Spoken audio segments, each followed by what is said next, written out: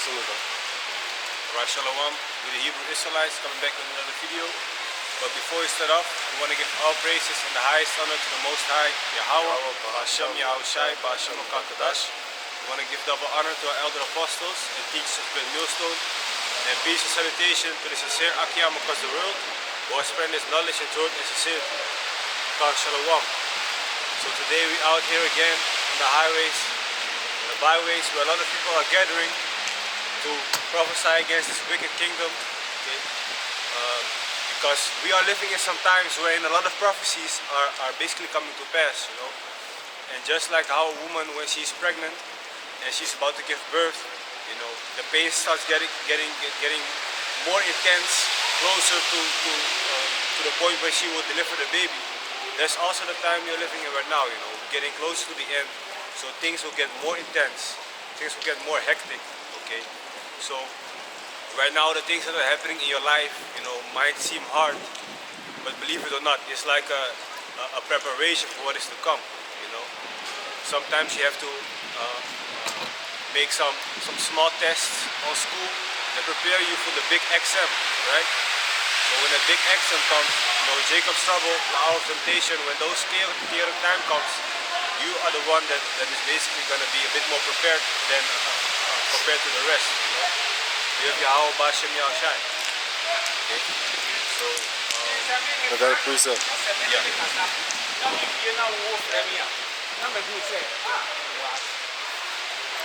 It says John chapter 16 verse 21. A woman when she is in travail had sorrow because her hour is come. But as soon as she is delivered of the child, she remembered no more the anguish for joy that a man is born into the world. And ye now therefore have sorrow, but I will see you again, and your heart shall rejoice, and your joy no man taketh from you. And in that day ye shall ask me nothing. Verily, verily, I say unto you, whatsoever ye shall ask the Father in my name, he will give it you. Hitherto have ye asked nothing in my name. Ask and ye shall receive, that your joy may be full. Yeah, man. So right now, just like that woman in travail, the prophecies are coming fast to pass. But in the kingdom, you know, basically when that baby is delivered, all that pain is gone. So in the kingdom, we will finally have our rest, our peace of mind, you know, and we will not be sorrowful anymore. We will keep the laws, the statutes, and the commandments 100%, you know, automatically. So that is going to be in the kingdom, right? But right now, there's a lot of things that are going to happen. So we have to prepare ourselves, okay, stay clothed with this truth, because, hey, the times are getting more and more hectic around here, you know. And yesterday I watched a video of one of the brothers in America, and he made a video concerning, what was it, Nathaniel from IUIC. He was basically clowning GMS, like, you know, concerning the MOTB, right? Like when it comes, he basically states like, what is our plan when it comes, right? But meanwhile, when he asks us that, you know, we should ask him that question, what is your plan when it comes, right? Because what he is doing, he is basically leading the sheep of Yahweh Ba'ashem Yahushai astray. Okay, so he thinks that he's preparing himself, but he's actually not, right? And the funny thing is, when you look at our ancestors, for example, to Daniel, when he was thrown in the lion's den, what was his plan? You know, what was his plan of action? Build on Yahweh. Exactly, man. You know, it was not like he was before contemplating, okay, this is gonna happen, so I'm gonna cut myself here, make a little patch of blood here so the lion goes there and then I can escape this way, things and that. Nah, man. It just happened. It came upon him. He trusted in the Most High Yahweh Ba'ashem Yahushai and he got delivered. Right? Or when Nebuchadnezzar threw 3 of our people in the oven. What was their plan of action? You know, they didn't have a plan. They just had faith. You know, they just went into the oven and they got saved. Right? So when the MOTB comes, when these things comes, we don't really, you know, have a plan like when you have a notebook from from step 1 to step 20. But we know when those times comes, the Most High will, will be with us, Lord willing. If we stay on this path. That's good to go. Yeah. It says here. Now this is the book of 1 Thessalonians chapter 5 verse 1. 1 Thessalonians chapter 5 verse 1. But of the times and the seasons, brethren, ye have no need that I write unto you. For you for yourselves know perfectly that the day of the Lord so cometh as a thief in the night. For when they shall say peace and safety, then sudden destruction cometh upon them, as travail upon a woman with child, and they shall not escape. But ye, brethren, are not in darkness, that that day should overtake you as a thief. Ye are all the children of light and the children of the day. We are not of the night, nor of darkness. Therefore, let us not sleep as do others, but let us watch and be sober. Yeah, man. So the scripture also says in the book of Romans 13 and 10, if I'm correct, that right now is a high time to wake out of sleep, right? So a lot of these people, they are in that sleepy state. They are basically busy with a lot of worldly things, not really bothering themselves with what is going around in the world, and therefore they are not preparing themselves. Okay, because when a thief comes to your house, right, you're basically not prepared. You're just sleeping. You're in a deep sleep, and all of a sudden, your door gets bust open. You see flashlight in your face, a gun pointed at you. You're all startled because you just woke up out of sleep. Or you have some shit in the corner of your eye still, spit on the corner of your mouth. You don't know what the fuck is going on. That is how these people are gonna be catched off guard. Right. But we, Lord willing, that are trusting Yahweh, Bashim Yahshai, giving our time right now, sacrificing our time for Him right now, are not gonna be like those people, man. We are gonna be, to a certain degree, we're gonna be prepared. Okay? We're gonna see the prophecies coming to pass, and we're gonna have faith, Lord willing, up to the end. Alright? And He said again, man, like a travail upon a woman. So here it goes again. Right, so it says here, Romans chapter 12 verse 1. I beseech you therefore, brethren, by the mercies of Yahweh, that ye present your bodies as a living sacrifice, holy, acceptable unto the Most High, which is your reasonable service. See, so it's a reasonable service to present our bodies as a living sacrifice, right? Back in the days when our people used to sin, the Levites, the priest had to make a sin offering by slaughtering an animal and putting them upon the altar, right? Now we are actually supposed to present our bodies as a sacrifice and suffer until basically Yahweh Shai returns. It's also ultimately, our ultimate example is Yahweh Shai himself. Okay. He was basically the ultimate sacrifice when he was put on the cross, and he was basically suffering for how many hours, I don't know, so much pain, so much grief, but he finished his course. And it's not easy, man. So for us, it's also not easy, but we gotta finish our course. And sometimes you might wonder, like, hey man, am I still in the truth if this happens to me? You start wondering, like, damn, I did not expect this to happen to me. But those are the trials that you gotta go through. Even Yahweh Shai himself, the Son of the Most High, even himself doubted for a second that the Most High, was not with him no more. So that shows you that our Why Lord hast thou and left me? Yeah. My power, thou hast left me. So if it happened to Yahweh Shai, if the thought crossed his mind, how much more do you think the thought will cross our minds? Yeah. So, hey man, we gotta be prepared for anything, but it all comes down to faith. I got something. Habakkuk 2 and 4.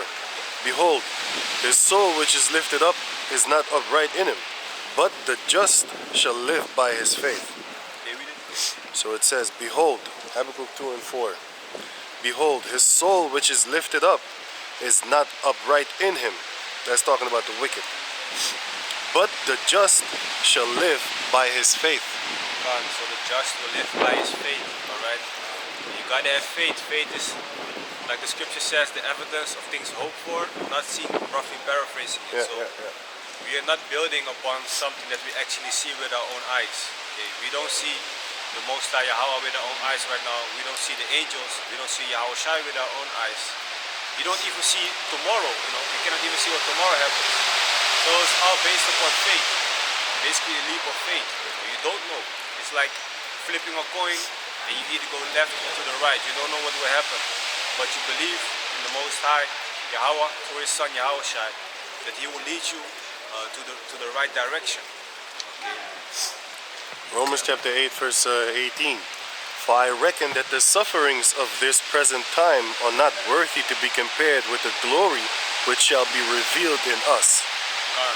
So basically nothing that you are suffering right now, you cannot compare it with the glory that will be revealed. So when the kingdom comes, all the sufferings that we have been going through, you won't remember it maybe anymore. It's gonna be like something so small that is not even worthy to be compared. Sometimes you go through certain things, right? And then when you go through it, it's very hard. You get emotional, things and that. But when you went through it, and let's say 4, 5, 6 months later, you don't even think about it anymore. Unless somebody, sparks your mind, and then you think back like, oh damn, But eventually, you won't even think about it anymore because you went through it, you're done with it, on to the next chapter. Okay, so it might seem harsh when you go through it, but you survived it and you went on, right? It's okay, read it again. So it says, right? So it says Romans chapter 8 verse 24. No. Verse 18. For I reckon that the sufferings of this present time are not worthy to be compared with the glory which shall be revealed in us. Yeah, man, because the glory that is going to be revealed in us is going to be really, really, really great. You cannot even imagine how it's going to be. The most glorified things that you have in your mind, that is not even what it will be. Because our eyes have not seen and our ears have not heard what the Most High has prepared for us, like the scripture says. So of course you can wonder like, wow, how is it going to be?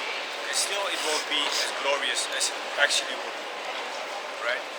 Now, going back to Nate, he was basically clowning us. He also said that in the book of Ezekiel chapter 38, when it says, go to the unwalled villages, that he says that it speaks of the land of Israel, that it speaks of our homeland. Alright? But meanwhile, it doesn't speak of that. It speaks basically of, Babylon, which will be destroyed, and they don't have walls and villages because they are basically not being attacked by any other country in America itself. Plus they're safe, and they don't sleep with doors locked in certain places until this day. Until this day. When we hear of America here in Europe and stuff like that, we think of this violent place. Yeah, only the cities and stuff like that is kind of violent. And when you go to the outskirts and stuff like that, people over there, there's certain places that a crime has not been committed in 100 years, a murder. You can Google that one. I forgot the name of the place, but it was a Jake from the islands that came there as a military, and then he wanted to buy a car from this Edomite, and then he robbed and murdered the guy. So it was a Jake that broke a 100-year-old no murder in that town. So the people were sleeping there with doors unlocked and stuff like that. We went to Germany, we saw the same thing there. You literally have people sleeping with their doors wide open, not even just closed and unlocked. Wide open, man.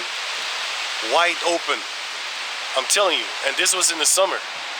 So you have those places, man, in America, man. That's why it's unwalled villages. They feel comfortable. They feel basically safe. Exactly. So we already know that he is going off on that. Okay.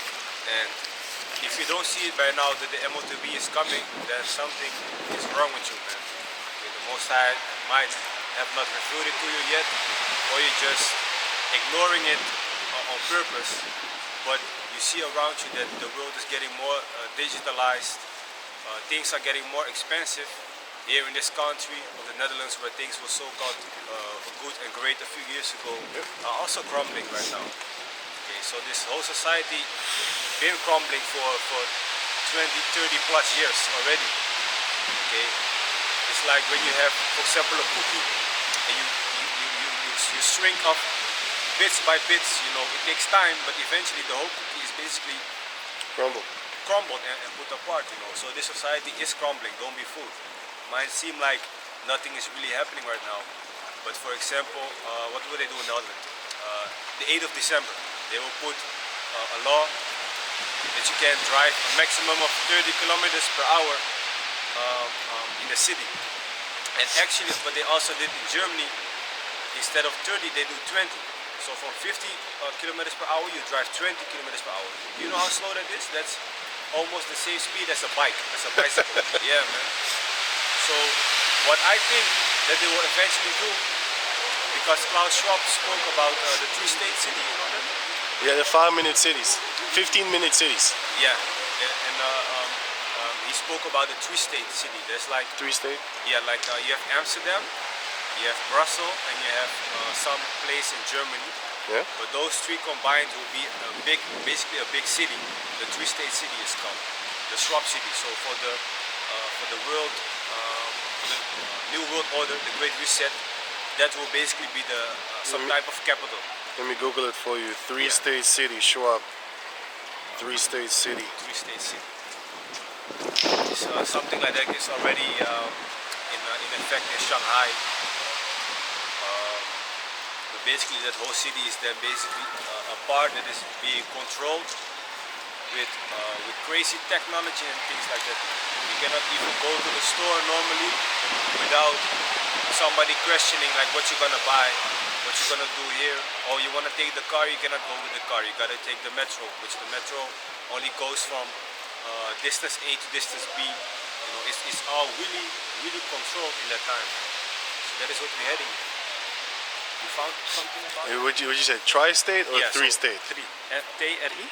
Or it's tri-state? Yeah, tri-state city. Tri-state city, Klaus Schwab. I also had something. Let me see.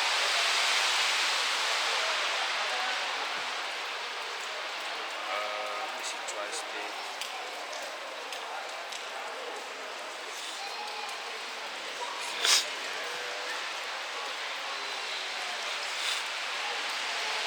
It says here, but it's Dutch, but I'm gonna try and translate it. So it says here, Schwab City, built to be built in the Netherlands, to function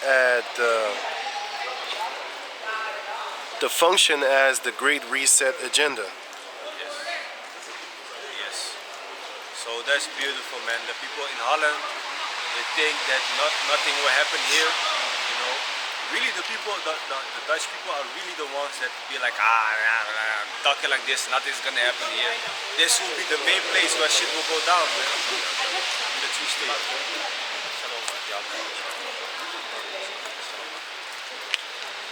So this will be the main place where shit will go down. I have a picture. Okay. So the three-state city, you see, Tri-state. tri-state city. You see Amsterdam, you see Brussels, and you see Cologne. So basically Germany, which will be one controlled Triangle city. It is a tri. Yeah. You can of a triangle. Try from three, if I'm correct. Tri. Yeah. So that's the thing what I said with a 30 kilometers per hour drive from 8 December in Holland, 20 kilometers per hour, even slower than here in Germany. So in my eyes, that seems that they are preparing the people for this three-state area, you know. Tri-state. Tri-state. This guy. Three-state, tri-state. Okay, slowly doing away with the cars, make it more convenient for people to go with the bikes, things like that. You know. So eventually, they make it inconvenient, and eventually the MOTB will come, you know. But according to Bishop Nathaniel, it won't. But we will see what will happen, you know, with due time. Okay, we're just waiting. Now this is from an article, the Rio Times. In the web of the WEF, Smart City secretly begins operation in the Netherlands.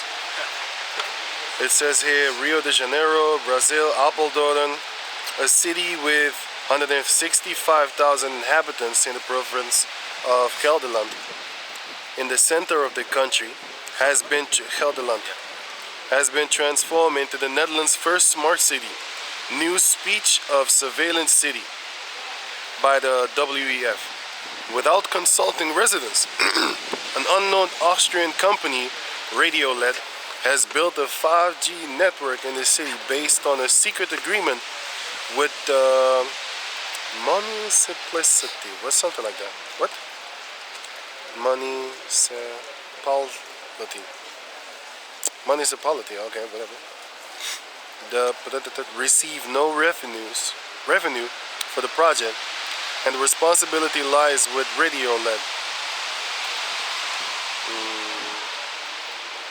So basically what they want to do is they want to set up a smart city where you can actually fix everything in 15 minutes. So they're going to ground you. You're going to be grounded. You can't, they don't want you actually to be traveling. That's one of the things that they did also in the C-19 banning people from traveling, so that you cannot go to places and see that actually nothing is really going down. Everything is shut down. You know, they're going to basically haul you up like cattle. Een beetje meer naar die kant gaan. They're going to haul you up like cattle and then control you like a bunch of pigs in a den. And have you in narrow spaces to wherewith they can actually individualize you and then, you know, hit you with something. Because then you're individual, you're not with a group anymore.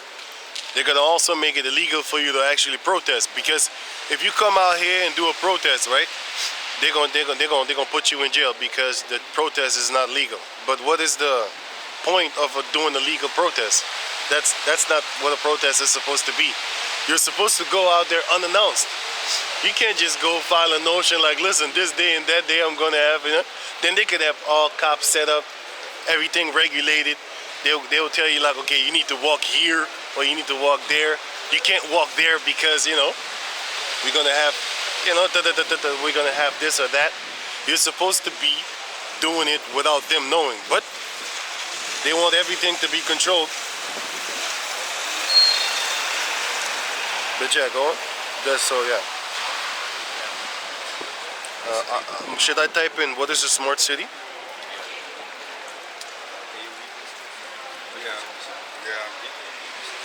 I have Ephesians 5 and 15. See that you walk circumspect, not as fools, but as wise. So you gotta be basically wise. And when is somebody wise? Somebody that is wise is busy with the future, you know. He's busy with hoe zeg je dit in Engels? Oorzaak gevolg.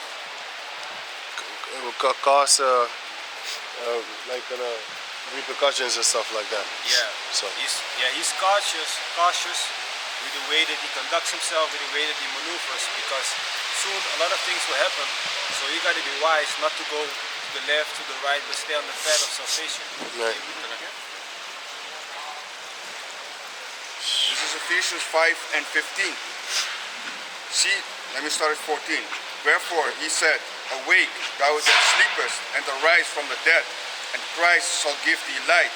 See that ye walk circumspectly. You mean Yahushua shall give you light? Walk as Christ, and Christ shall give thee light. Is that Yahushua? Yeah. Yeah, you say Yahushua. Ephesians 5 and 14.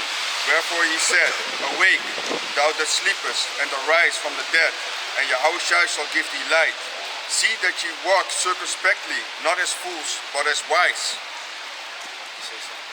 Yeah, because also the thing what you're seeing right now with the smart cities, what they are doing right now, they're putting small pieces of the puzzles together to make it come to light at the end of what they want in 2013, one world government. They want to put all these pieces, little by little. People then don't ain't seeing what they are doing. They are putting just a little bit pieces, and then they're gonna maneuver it like they're gonna how do you say it? Force it upon you, like they did with the C-19. They're gonna give you like first they give you you need to put up a mask, and they force it upon you. And that's the same thing. They're gonna dumb you down with these little things. You get how do you say it? You get attached to it, like it's a normal thing to go driving. It's normalized. Yeah, normalized. When you drive from 50 to 30, you get used to it. It'd be like, oh, it's okay. And it's the same thing with the C-19. You get used to it. at certain times you don't even know that you have the mask on. And this is the same thing what they're doing, man. So this is a smart city explained. Now it says here, what is a smart city? Smart cities use IoT devices such as connected sensors, lights, and meters to collect and analyze data. The cities then use this data to improve infrastructure, bullshit, okay, anyway, public utilities and services, and more. You could do that just by actually going out there and doing it physically. You don't need a computer to actually do that. Look at the centuries of how other empires and all that thing work. You know, they don't need no damn collecting. Man, these people they're lying to you. That's what it is. That's basically what it is. Anyway, so I got this other scripture, Romans chapter 8, verse 24. For we are saved by hope, but hope that is seen is not hope. For what a man seeth, why doth he yet hope for? But if we hope for that we see not, then do we with patience wait for it. Yeah, exactly. So if you already know that you will be saved, let's say in the scriptures is written, your name is written, and that you will be saved. Then you don't have to hope for it in the first place. You just know it, right? Then you can basically lay back and do whatever you want, and be in that mindset like, I'm gonna be saved anyway. But that's not the case, you know. You have a feeling that you are on the right path, but somewhere you still, you know, are not really 100% sure if you will make it or not. You know, there are certain cases where people have been in this route for 15, 20 years. Yeah. And then fall out. And still fall out. You know, so start believing in the crack Lamore or some shit like that. You know? And that should actually kind of scare you. Yeah. You know? So you don't know what the Most High has what type of lot the Most High has for you. You can only try to do your best. That shows you not to fight the other apostles, because the Most High is going to let them spirits on you, man. If you fight the other apostles, you're not fighting the other apostles, man. You're fighting the truth of Yahweh Bashem Yahushai, which is what they bring. You know? Everything you know, everything you learned, you got from them. And all of a sudden, they ain't right. So basically, then you ain't right, because you've been following them for like, what? More than, since 9, 8, 7?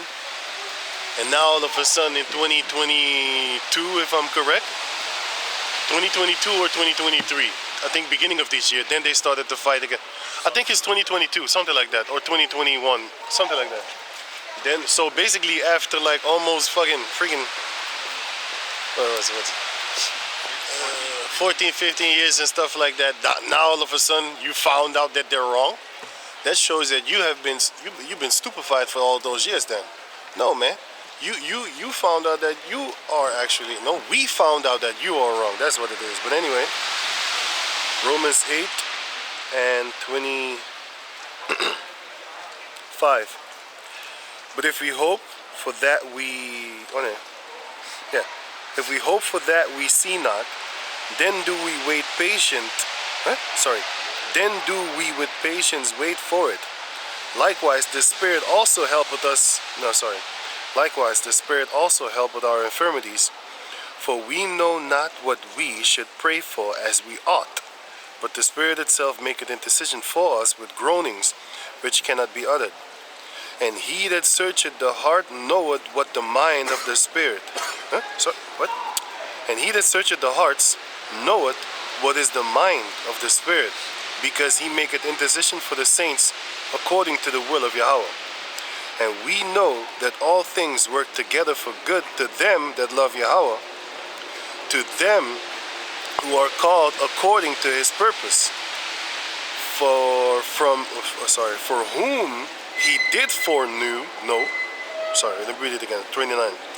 For whom he did foreknow, he also did predestinate to be conformed to the image of his Son, that he might be the firstborn among many brethren. So let me read it again, sorry. What'd you say? No. Romans 8 and 29. For whom he did foreknow, he also did predestinate to be conformed to the image of his Son, that he might be the firstborn among many brethren. Moreover, whom he did predestinate, them he also called. And whom he called, them he also justified. And whom he justified, them he also glorified. Basically, I'm correct about speaking about the elect, right? Yeah, they are predestined to make it. Just like how he was predestined to be the son of the Most High. He was predestined to be woken up.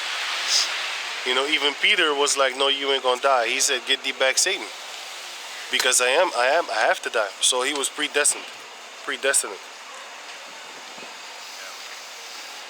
And he's basically our prime example, you know, that we actually have to walk in his footsteps. So,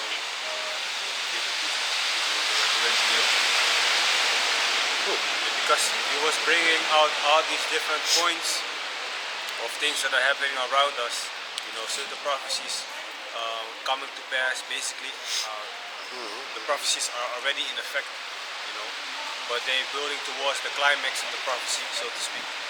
So, Revelation 19 and 10. And I fell at his feet to worship him. And he said unto me, See thou, do it not. I am thy fellow servant, and of thy brethren that have the angel, right? Fellow servant, yeah. Yeah. So that shows you that You cannot worship or bow to the angel. yeah, you cannot worship or bow down to the angel. that have the testimony of Yahweh Shai. Worship Yahweh for the testimony of Yahweh Shai in the spirit of prophecy. Can you read the last part again? Read it from the top. No, the last part of the testimony.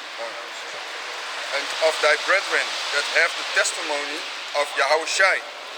Worship Yahweh for the testimony of Yahweh Shai is the spirit of prophecy. Yes, the spirit of prophecy. So that is why we gotta be busy With prophecies. with prophecies, right? Sometimes people might ask a question to us like, what is this all about?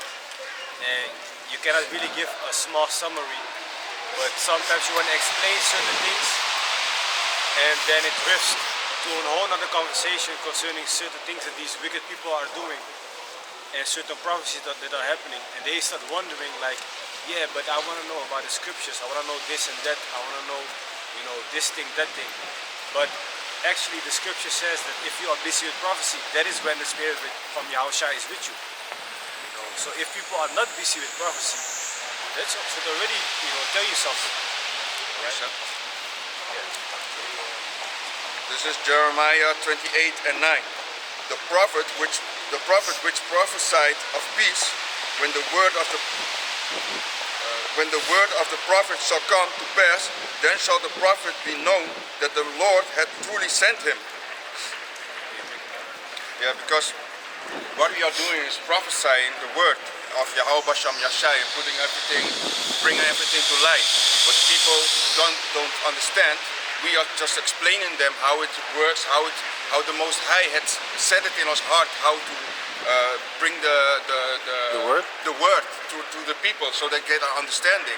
Like the word of the Most High is not difficult, but it's like what it says in 1 Peter 2 and 2, or 2 Peter 2 and 2. Be like newborn babes in the truth, sincere milk of the scriptures. So you need to be like a baby coming back in the truth so that you can understand it. So we are prophesying and explaining it to the people. Making it clear, you know, if somebody, we have certain brothers that speak different languages also. So for example, somebody can only speak Spanish, then you have certain brothers that can explain it in Spanish. Okay, but Papiamento. Papiamento also. But the point is basically that we have to be busy with prophecies, you know, because if the prophecies don't come to pass, the kingdom won't come. All right, so we gotta be in that spirit, and that is the spirit of Yahushua. And then you would also know who are not the men of the Lord, because they don't come with prophecies. Because the Lord said, the spirit of prophecy, the spirit of Yahushua is the spirit of prophecy. So we're gonna say things that's gonna happen. Yeah. We've been telling you that, hey, the chip is gonna come. We've been telling you a lot of things. You know what I'm saying? The war, race wars, rumors of wars and wars. You know, kingdom against kingdom. It's illnesses. We've been talking about illnesses. We didn't know nothing about the C-19 thing, but we've been talking about, because that's in the book of Psalms 91, and it's actually talking about nuclear missiles. But you can also apply that to illnesses, because the Lord said that many illnesses will come in the last days, just like how it was in the time of Egypt. You know, 2nd Ezra 15 speaks about that. But I got some for you. Yeah. Ezekiel 38 and 1. And the word of Yahweh came unto me, saying, Son of man, set thy face against Gog, the land of Magog, the chief prince of Meshech and Tubal, That's And the area from where Russia is right now. and prophesy against them, and say, Thus saith Yahweh the power, Behold, I am against thee, O Gog, the chief prince of Meshech and Tubal. So the Most High, he is also against the Russians, you know. Okay? Right? And I will turn thee back, and put hooks into thy jaws, and I will bring thee forth, and all thine army, horses and horsemen, all of them clothed and with all sorts of armor, even a great company with bucklers and shields, all of them handling swords. Yeah, man. So the Most High is gonna basically Put hooks? sorry? Put hooks in the jaws? Yeah, put hooks in the jaws. When you, for example, have a Fish? fish, you know, and you put the hook out in the water, and the fish bites the hook, and you draw it in, you know, the fish might swim away, but eventually with your power, you draw the fish in, so you force him to come this direction. That too. And also the pain. He's going to remind you of the Cold War. The Most High is going to put the spirit in the minds of the Russians to remind them and bring them back into the mindset of the Cold War. Plus a hook in your mouth as a human being, that shit must hurt. Okay? It must hurt. So the Most High is going to bring that pain, and therefore Russia is going to get angry. But the Lord is also against you Russians. You know? He's going to cause you both to kill each other, which is exactly what you have been doing with us, because you divided us and now you let us fight against each other. All the tribes are fighting against each other. But that is because of Esau. You know, you got the light skin and dark skin war. Yahweh is not really here. But I saw a comment today or yesterday on a comment board, and I think it was yesterday, where this little light-skinned rapper, his name is Little Tony or something like that, and then somebody in the comment board said some shit like, yeah, light-skinned niggas always, you know, have this problem, shit, some kind of shit. So I was thinking to myself like, damn, they still pushing that shit in 2023, that light-skin, dark-skin war. That's Esau set that shit up, and you motherfuckers is still rolling with it like a fucking snowball effect. It's getting bigger and bigger and dumber, you know? Yahweh Ratazah is not really here. You know, that light skin, dark skin, well, it's not really here, man. You know? I don't notice it. I definitely don't notice that fucking garbage. You know? But they set us up against each other, and now the Most High said, yo, y'all up against each other. So that's beautiful. So Ezekiel chapter 38, verse 5.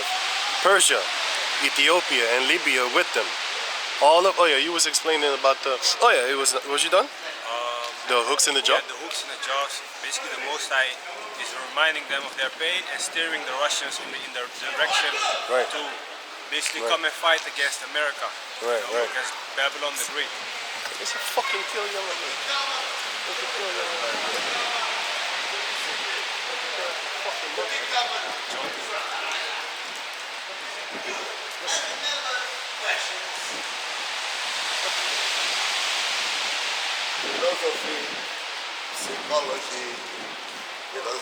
Philosophy, interest about too many things you sometimes do.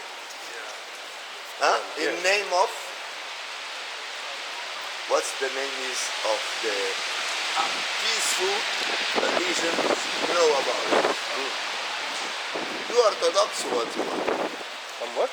Orthodox, I'm not what's Orthodox, man. I'm not, we're Hebrew Israelites. I talk with this, you only find in here, in Delmora.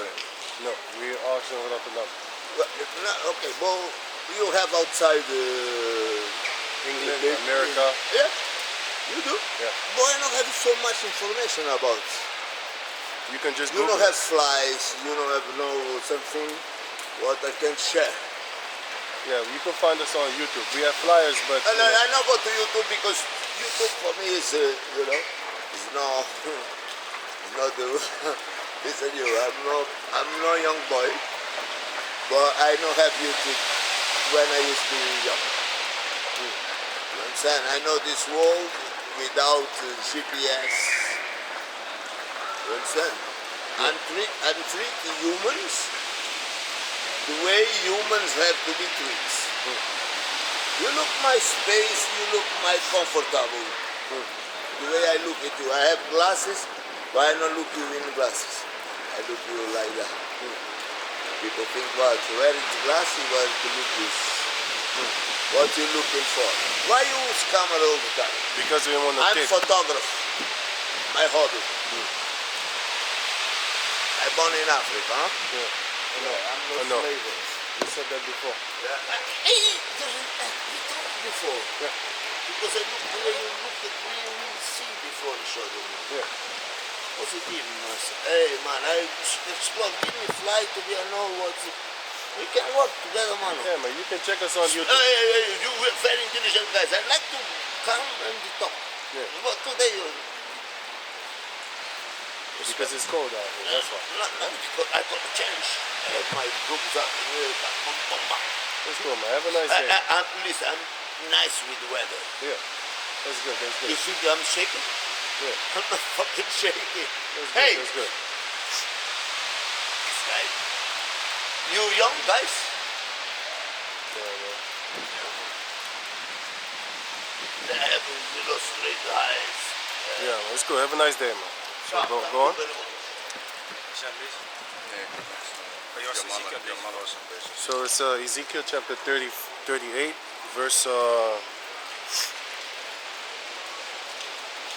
verse 5. It says, Persia, Ethiopia, and Libya with them, all of them with shields and helmets. Gomer and all. Sorry, so Persia, speaking of Iran also, that's what you see happening right now in the Middle East. You know, Iran basically joining forces also with Palestinians, with the Arabs, and fighting against these Edomites. You know. So that's also what's happening right now. And if I'm not sure if it actually speaks of the land of Ethiopia right now, but Ethiopia in January of 2020. No, it is Ethiopia. It is Kush. Kush is going to be backed up by Russia and Libya and all these places and stuff like that. Is going to be backed up by Russia, and they're going to fight, man. They're going to have that World War III. They're going to fight against America, against Esau, you know, because Russia will have a lot of interest in Persia, which is Iran, first and foremost. That's why it's named first. And all these other places like Ethiopia and Libya and so are also going to join forces with Russia, and they're going to fight against America, man. You know? And before you know it, Europe also is going to join forces with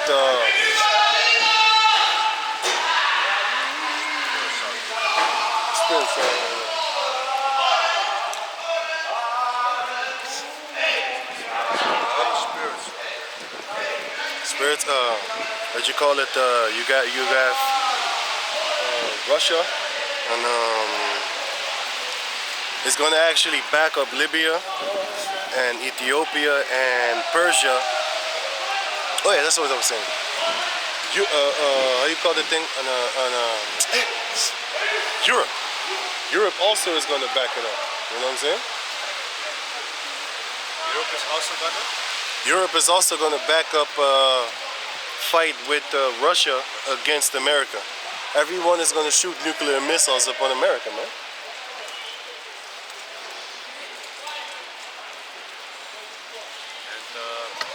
And in 2024 in January, the BRICS will be expanding, and Ethiopia and Iran will be part of it, if I'm correct. You know? So that's also something that might lead toward that prophecy. Okay, BRICS right now consisting of the B for Brazil, the R for Russia, the I for India, which India are also Persians actually, the C for China, and the S for South Africa. But there's more now. Yeah, there's more now. Right. They're But it making started with that. Yeah, starting with that. They're making their own currency basically to Combat the dollar. yeah. Basically, the dollar will be defeated very shortly. So And from January, like I explained, a lot of more countries will join the BRICS. Like for example, Ethiopia, Iran, the Arabic Emirates, something like that. I don't know the name. Yeah. Exactly. Egypt and Argentina. But yeah, man, that might be something that's linked with the prophecy from Persia, Ethiopia, Libya. It will be. Joining forces with Russia. yeah, that's it, because we already know that all the nations, all the allies of America is going to shoot missiles on them.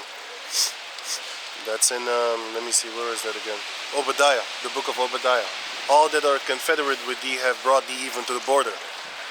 Meaning, bringing somebody to the border means that you're about to fight against them. Because you're coming up on their land now. So when you bring someone to the border, that means fight. Like a nation against nation, country against country. So, Ezekiel 38 and 6, Gomer and all his band, the house of Togarma, and the north quarters, and all his bands, and many people with thee.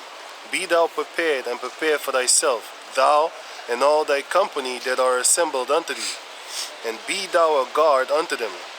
After many days thou shalt be visited. In the latter years thou shalt come into the land that is brought back from the sword, and is gathered out of many people, against the mountain of Israel, which hath been always waste. The mountain of Israel has always been waste. But it is brought forth out of the nations, and they shall dwell safely, all of them. So, you know? So basically, that's speaking about Babylon, which is known today as USA, America, basically being held back from the sword because there's not really a country that has invaded America like that before, They're basically dwelling so-called safely right now. Right, verse 9. And we're going to be gathered from out of there. That's what it also says. Verse 9. Thou shalt ascend and come like a storm. Thou shalt be like a cloud to cover the land. Thou and all thy bands, and many people with thee. Thus saith Yahweh the power, it shall also come to pass, that at the same time shall things come into thy mind, and thou shalt think an evil thought, and thou shalt say, I will go up to the land of unwalled villages. I will go to them that are at rest, that dwell safely. Excuse me. All of them dwelling without walls, and having neither bars nor gates. So the Russians will have an evil thought and really have it in their mind to do real wickedness against these Edomites in the land of America. And the land of unwalled villages is actually also speaking about America, Babylon the Great, because like I said, Bishop Nathaniel said it speaks of the land of Israel and the kingdom, which is that is not the case. No. Okay, because our land will have gates and will have walls in the kingdom, But that already shows you that he's talking nonsense. But basically, they are gonna go to the people that are at rest in the land of America, They didn't really worry about other countries invading their country. The so-called white people, the Caucasians living in rich neighborhoods, sleeping with their doors wide open. Yep. They ain't got that much to worry about right now, But there will be a time that that is all gonna change, It's actually already changing, but the climax will come very soon. Yeah. That was it, right? Right. It says here, all of, yeah. Revelation 18, starting at 1. And after these things I saw another angel come down from heaven, having great power, and the earth was lightened with his glory. And he cried mighty with a strong voice, saying, Babylon the great is fallen, and it's become the habitation of devils, and the hold of every Foul. foul spirit, and the cage of every unclean bird. and hateful bird. Yeah, man. So Babylon, which is known as a great city because a lot of countries, take example of the ways of America. For example, we have Hollywood, where they make a lot of movies and things like that. Other countries want to make the same, like Nollywood in Nigeria or Bollywood in India. for example. So all these things that is being pushed in America, multiple genders, all the pop stars, the crazy pop stars, the artists, all come from the land of America. So the nations, the heathens, are really looking up to America, like the prime example. And the prime example that they have will be taken down completely to the bottom. It doesn't matter how great they are or they think they are, they will still be destroyed eventually. That was something. Yeah. Yeah, also because when you see at Russia, and again we don't support Russia or all the other nations, but it shows you like the difference between Russia and America is Russia sees what America is doing. They ain't down with the things what America is doing. They see how they're deceiving the people with all these movies, like the brother said. They put everything in movies and they want to play everybody in the movies. And they want to be like they are the greatest one. They can do everything. But basically they don't have their own Culture. culture. Only thing what they do is stealing. And they've been doing this for years. Decades already, man. That's their culture, stealing. Yeah. They're the best at it. The greatest thieves upon the planet Earth. He's a liar. He's just like his father Satan. He was a liar from the beginning, and he abide not in the truth. And when he speaketh of a lie, he put himself up in it. That's exactly on what John chapter 8 verse 44 is saying. When he speaketh a lie, he speaketh of his own.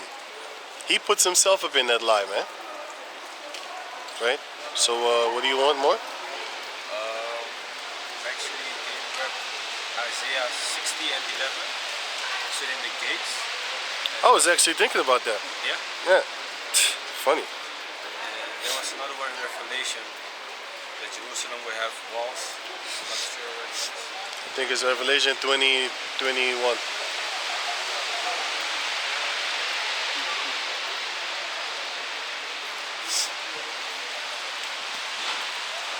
$20 or 21, Something like that.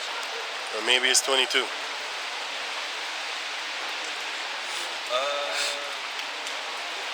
Yeah, 21. Starting at verse 9. Basically until 14. Now it says in Isaiah chapter 60, verse 11. Therefore, thy gates shall be opened continually, they shall not be shut day nor night, that men may bring into thee the forces of the Gentiles, and that their kings may be brought. For the nation and kingdom that will not serve thee shall perish, yea, those nations shall be utterly wasted. The glory of Lebanon shall come upon... Yeah, then basically the point was that it speaks about gates, so in the kingdom, Your tissue? yeah, Go on, speak on. In the kingdom? our land will have gates. Okay, so that shows you that in Ezekiel again, not to speak of the land of Israel and the kingdom without gates and without walls. And the people, the heathen, are gonna bring their their gifts, their precious things toward us, because they have to. They're also gonna be afraid of us. But Right. that's why. So it says here, Revelation 21 and 11. Having the glory of Yahweh, her light was like unto a stone most precious, even like a jasper stone, clear as crystal. Verse 12. And had a wall great and high, and had 12 gates, and at the gates 12 angels, and names written thereon, which are the names of the 12 tribes of the children of Israel. On the east 3 gates, on the north 3 gates, on the south 3 gates, and on the west 3 gates. And the wall of the city had 12 foundations, and in them the names of the 12 apostles of the Lamb. Yeah. So it shows you that the heathens don't have a gate. But anyway, go on. No, you want to see? You were saying? Yeah, basically that also shows you that there will be walls and gates for around our kingdom. Because if you had, back in the days, if you had a certain kingdom, you know, and it did not have a wall, it's easy for the enemy to come in, right? Yep. To come and storm, to come Yeah. and storm your place, Come invade. to come invade. So that's also one of the reasons why it's logical for our kingdom to have a wall in the first place. Not that they're gonna fight, because No. the scripture says that everywhere we are, there will be a spaceship waiting and looking and protecting us. Yeah. I got that here for you in Isaiah chapter 4, verse 5. And Yahweh will create upon every dwelling place of Mount Zion and upon her assemblies, so everywhere that we assemble ourselves, a cloud and smoke by day, and the shining of a flaming fire by night. For upon all the glory shall be a defense. So everywhere where we are, everywhere where our children even are, you know, there will be an angel, there will be a chariot basically protecting us, watching over us. Yeah. For a defense. Yeah, for defense, man. So that they don't get no stupid ideas. They just look up in the air, they be like, oh yeah, that's a reminder of don't mess with them. Exactly. That's crazy. Think about it. Verse 6, Isaiah 4 and 6. And there shall be a tabernacle for a shadow in the daytime from the heat, and for a place of refuge, and for a covert from the storm, and from rain. So basically we're going to be covered, whether it be the heat of the desert that can kill people, we're going to be covered from that, and we're going to also be covered from the rain and storm with a covert. So, which represents destruction. The heat represents destruction. The cold, the water represents destruction. So, not all around, we're going to be protected from the heat or the cold. I mean the rain and wind and stuff like that. So all form of destruction, we're going to be protected from. You know. And plus, the heathen nations will not know war anymore. So that too. Isaiah chapter 2. You got some more? Yeah,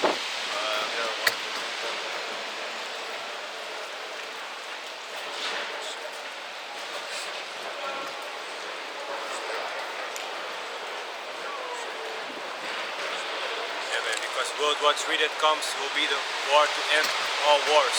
Okay, so in the kingdom there will be no more war. But you might still have people trying to plot evil plans against us, you know, these Edomites. But they won't be able to do shit. There won't be a war like what is gonna happen in World War III anymore, you know. There will basically be peace for us upon this planet Earth. And we will rule in righteousness. You can drop the revelation. Yeah, Because you read it already in the part.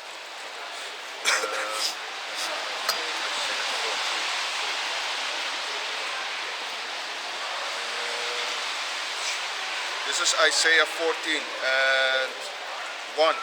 For the Lord will have mercy on Jacob and will yet choose Israel and set them in their own land.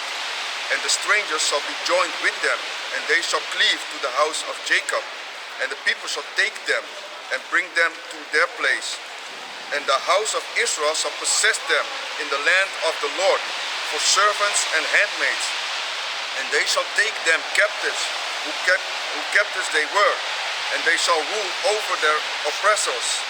And it shall come to pass in the day that the Lord shall give thee rest from thy sorrow and from thy fear and from the hard bondage wherein thou wast made to serve. Yeah, because the thing what we ain't, the walls what the brother was explaining to, that we're gonna be protected by, it shows you also the scriptures, the prophecies need to happen that the people are gonna serve us. We're gonna have totally rest. So we don't need to worry about then they thinking about to attack us, because there is no dog shall move his tongue against children of Israel. That prophecy is going to be fulfilled again, man.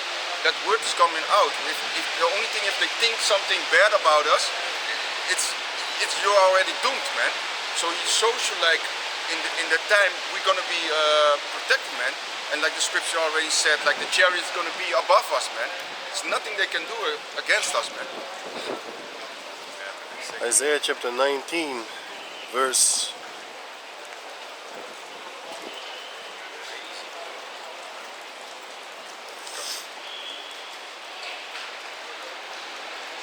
Isaiah 19 and let me see. No, it says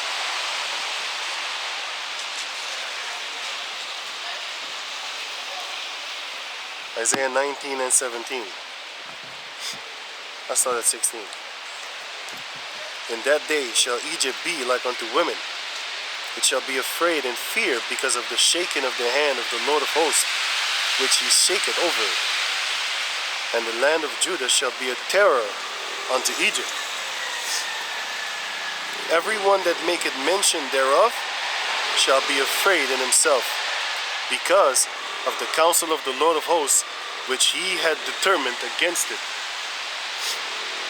Like the brother was explaining, that everybody that has a evil thought or even an evil word against us, they're gonna get it, man. It says here, everyone that maketh mention thereof shall be afraid in himself. So they're not gonna be. You can say They're gonna be afraid even. to mention Judah, Benjamin, Levi. They're gonna be afraid to talk about the Israelites because they're going, no, you're gonna put a curse on yourself. No, don't do it. No, shut them up.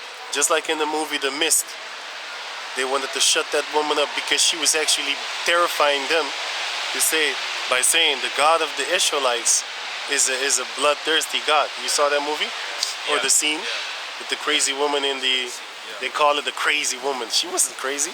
She was the most sane person in that whole thing. In that whole store. She was the most sane person in that store. She knew what they had been doing, and she knew that there's a judgment coming, and the God of the Israelites, he desires blood for the payment of the things that they have done.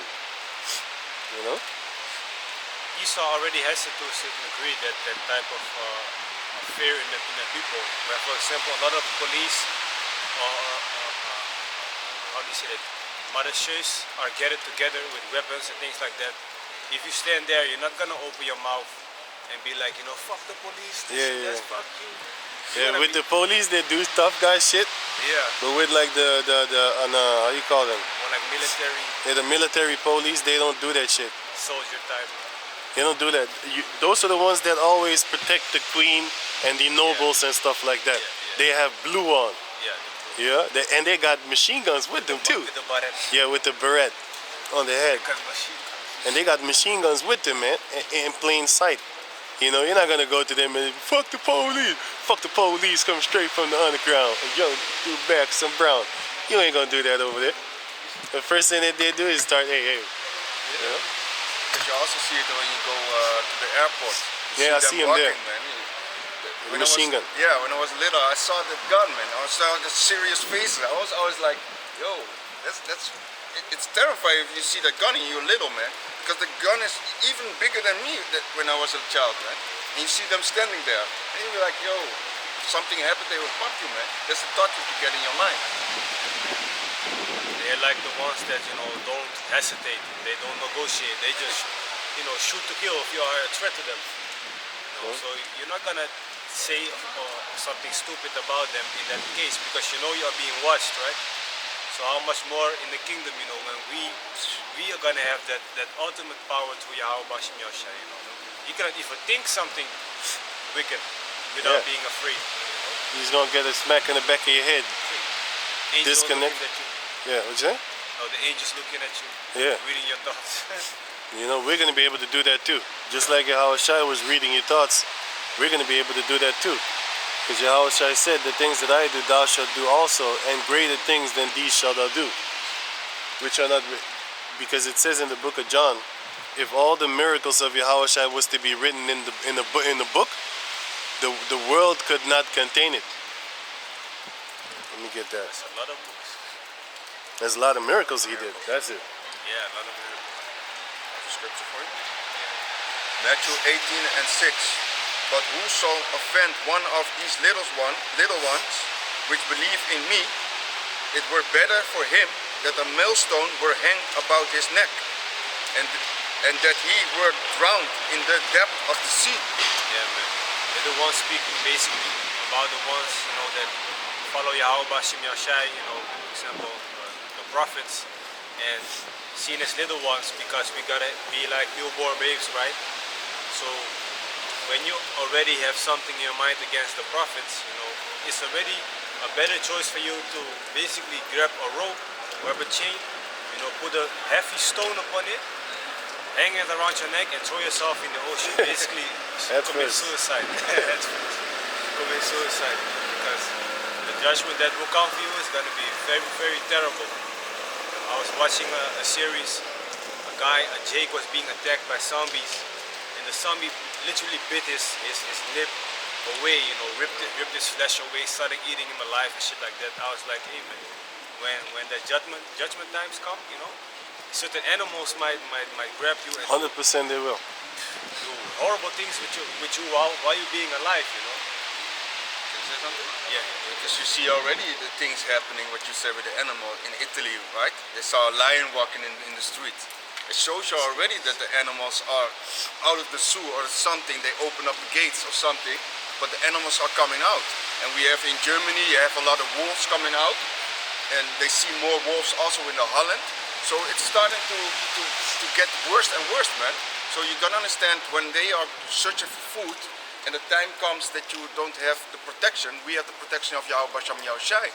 So at the moment, maybe we will sit running, hiding in the bushes, and you see a lion passing by, and we know we be protected by Yahweh Basham Yahushai. But for the other people, this is something different, man.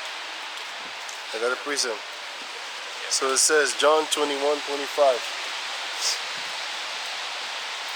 And there are also many other things which Yahushai did, the which, if they should be written every one, I suppose that even the world itself could not contain the books that should be written.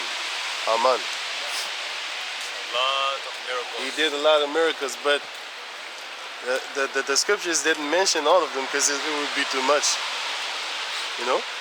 Now, concerning what the brother was saying, the book of, let me see, what is this again? Sirach, let me see, wait.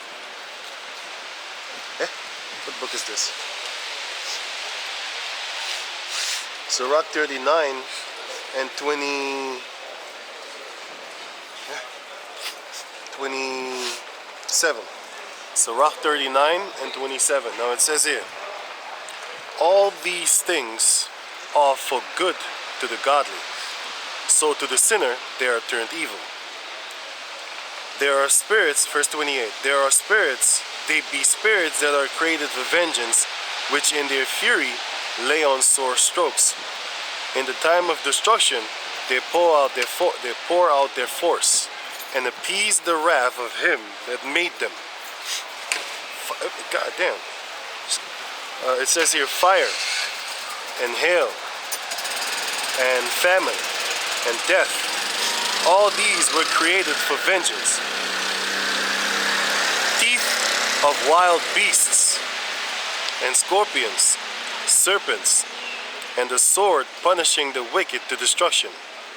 So also different types of animals out there lurking, for a feast, lurking to feast upon your body, if you're the one that is wicked. Most High spirits created for a purpose, to take vengeance upon you. Right.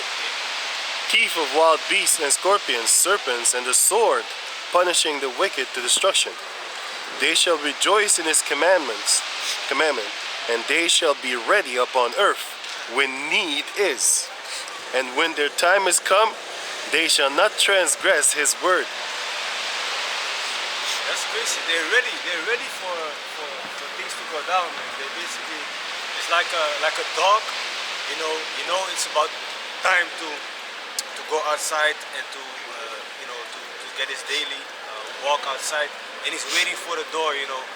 with his tail, you know, going from left to right. He's excited. He cannot wait for you to open a door and then he can sprint out. Yeah. That's how these beasts are waiting for you to come and eat you alive, you know, rip you apart. It's crazy. Jeremiah 15:3. And I will appoint over them 4 kinds, saith Yahweh, the sword to slay, and the dogs to tear, and the fowls of the heaven, and the beast of the earth to devour and destroy. Yes, second. Beasts are gonna come and get you, devour you.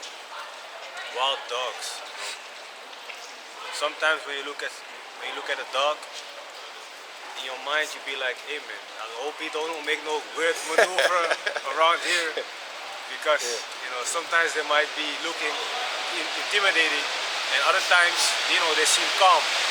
But you, at least I have seen videos where dogs do crazy things to humans, you know. Yeah, So man. when you see them, you automatically be like, you know, Kill the shit out of it. feel some type of way already. But yeah, man. Dogs bite, and wolves go for the neck. Dogs bite and wolves trying to kill you. But a dog, he's trying to bite you to death. But a wolf, he's actually trying to kill you. There's a difference. You see, if you put out your arm, the wolf, he's still gonna try and bite your neck. But the dog, he will go for the arm, because he's stupid like that. He just goes for anything that's close by. So if he basically, but a wolf knows he's here to kill. A dog is just here to bite, and from the biting you can die, yes. But a wolf is trying to kill you. There's a difference. Yeah, already Yeah, did you also saw that video from it's an old video, but from Russia, with all the wolf pack was running on the highways down on the street, when the people were getting in the car and shutting down. But I always remember that the video of the wolves coming out of the woods and running like packs on the street. That's the same thing what we're going to see also, and when you see that South Coast, when you see a wolf pack passing by, man, and you'll be like, yo, if you see that, that's something scary, man. You know they ain't walking down just to be chilling there. They hunting, man. when you look at that way, you gotta imagine right now like 3-4 wolves just big as hell running. It's scary actually. Scary, man. It's very scary. Yeah, but because the more wolves there are, the more certain you know you're gonna die. If it's one, you still fucked up. But if it's 2, you're in danger, because what they're doing is they know you're not looking, so they're gonna bite your heel. That's what they do. They bite you from the back. They're real filthy like that. And then once that heel rope thing, I don't know how you call it, but there's a muscle over there, Achilles piece or whatever. If they cut that, you're done. Yeah, you cannot run. You can't stand. You can't even stand. You know what I'm saying? So once they bite that, you're done. And then you fall over, and then it's done. Then they go, and they're gonna really let loose on you, you know. And before you know it, you died a horrible death, full of teeth, fucking strong ass bony teeth, man. Their teeth is hard as shit, man. And their condition is very strong. They can follow their prey for days, you know, with jogging on one pace. Yep. Not jogging, but It's basically a sprinter's jog, a marathon. yeah, like a marathon. They can track you down for hours, for days, even without getting tired. You know, they are like machines. Yeah, but here the video that I see them coming right now. Officers Put it looking on the camera.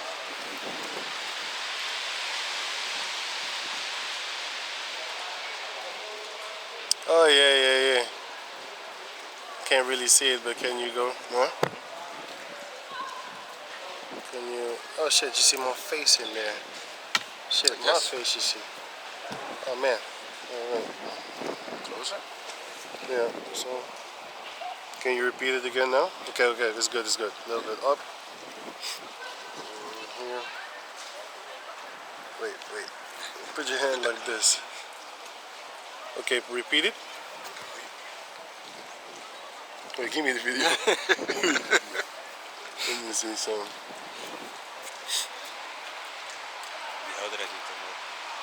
Oh shit.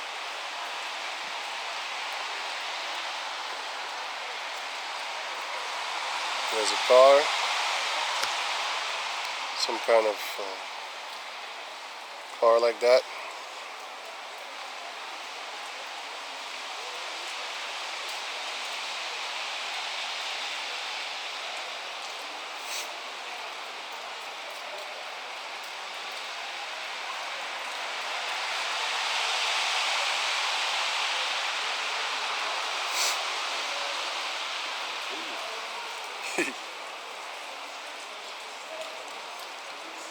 And that guy lucky that the car was there, or else he would have been dead. Yeah, man. But what's the name of the video? The name of the video is Pack of Wolves Interrupt Police Traffic Stop. Yeah, in Russia. Pack of wolves interrupt police traffic stop. Yeah, man. And that was not even like 50 wolves or something like that, you know?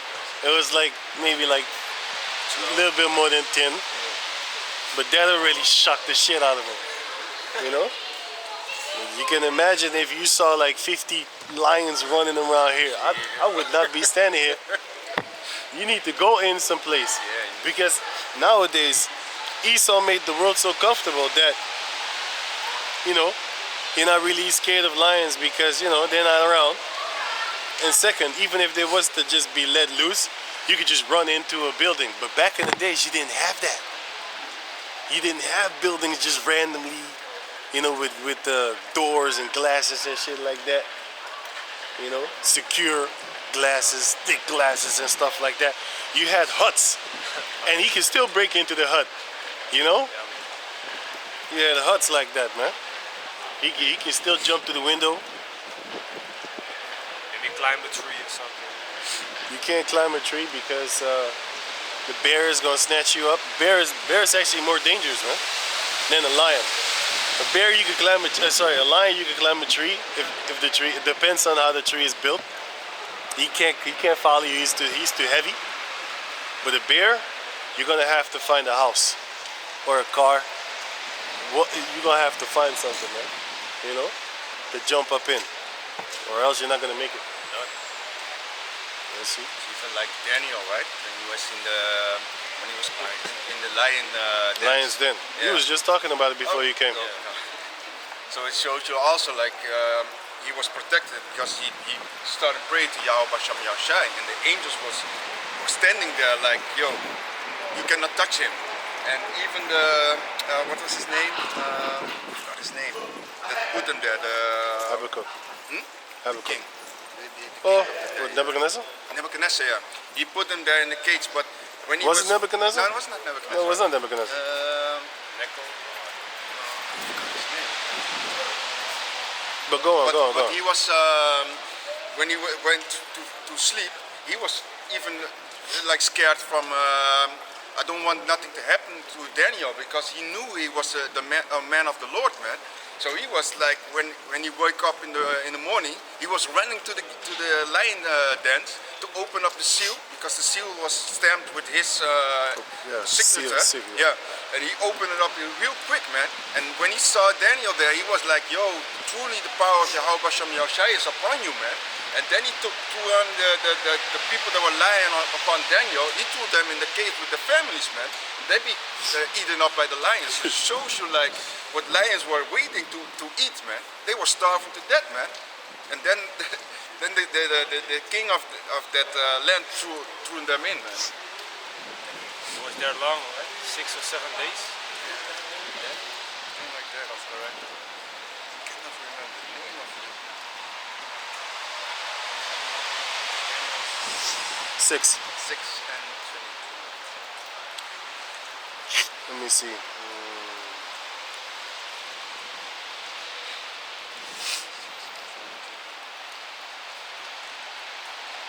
So it says here, Daniel chapter 6, verse 7.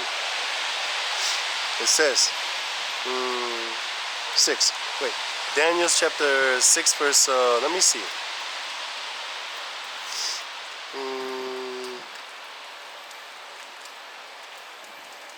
I'll start at 3. Then this Daniel was preferred above the presidents and princes because an excellent spirit was in him, and the king thought to set him over the whole realm. Then the presidents and princes sought to find occasion against Daniel concerning the kingdom, but they could find none occasion nor fault, for as much as he was faithful, neither was there any error or fault found in him. Then said these men, we shall not find any occasion against Daniel, except we find it against him concerning the law of his God, Yahweh. Then these presidents and princes assembled together to the king, and said thus unto him, King Darius, live forever. All the presidents of the kingdom, the governors, and the princes, the counselors, and the captains have consulted together to establish a royal statute, and to make a firm decree, that whosoever shall ask a petition of any power or man for 30 days, save of thee, O king, he shall be cast into the den of lions. Now, O king, establish the decree, and sign the writing, that it be not changed according to the law of the Medes and the Persians, and Persians, which alter it not. Wherefore King Darius signed the writing and the decree. Now when Daniel knew that the writing was signed, he went into his house, and his widow's windows being open in his chamber toward Jerusalem, he kneeled upon his knees 3 times a day and prayed and gave thanks before his power, Yahweh, as he did aforetime. Verse 11. Then these men assembled, and found Daniel praying and making supplications before his power, Yahweh. Then they came near and spake before the king concerning the king's decrees. Hast thou not signed a decree that every man that shall ask a petition of any god or man within 30 days, save of thee, O king, shall be cast into the den of lions? So they knew that Daniel was praying, so they made a law that he needed to actually consult against the king. The king answered and said, the thing is true, according to the law of the Medes and the Persians, which alter it not. Then answered they and said before the king, that Daniel, which is of the children of the captivity of Judah, regarded not thee, O king, nor the decree that thou hast signed, but maketh petition 3 times a day. So they knew he was praying 3 times a day. So they went and they caught him, because they knew around what time he was going to go pray. So they wanted to catch him in action. Verse 14, Daniel 6 and 14. Then this is the same way that Esau is trying to trick us up. See, they eating pork. Kill them. Kill them. They come in, they selling dope. Look at their daughters, they're whores. Look at their men, they're sodomites. Kill them. Give us back the covenant. I mean the blessing. Daniel 6 and 14. Then the king, when he heard these words, was sore displeased with himself, and set his heart on Daniel to deliver him, and labored till the going down of the sun to deliver him. Then these men assembled unto the king, and said unto the king, Know, O king, that the law of the Medes and Persians is, that no decree nor statute which the king establisheth may be changed. Then the king commanded, and they brought Daniel, and cast him into the den of lions. Now the king spake, and said unto Daniel, Thy power whom thou servest continually, he will deliver thee. So that's the same thing that the brothers is talking about concerning us. Yeah, man. So basically, he was being put in the lion's den for a lot of days also, and the lions were hungry, you gotta understand, but they did not eat him. As soon as he was taken out and other people was put in, they was eaten immediately. If you read up. So that shows you like the Most High was with Daniel. He did not have a plan, like I said in the beginning. He just, was put in a situation and he got delivered. Do you want me to read the next chapter too? Daniel 7? Was explaining what I was saying also. What's that? Does it explain what I was saying? Yeah, right? Wait. Yeah, you can. Yeah.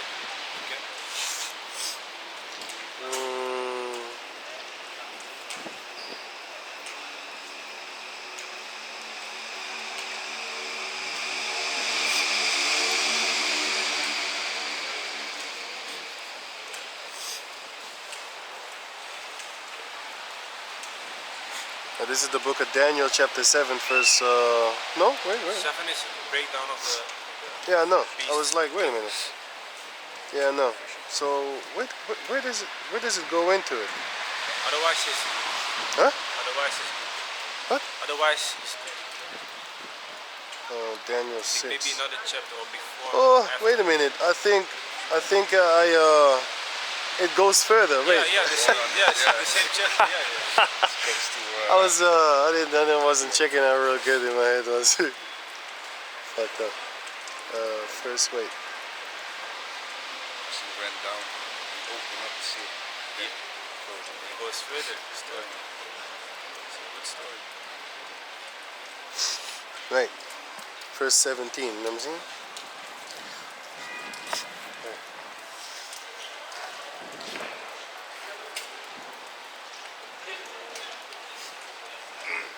Sorry about that.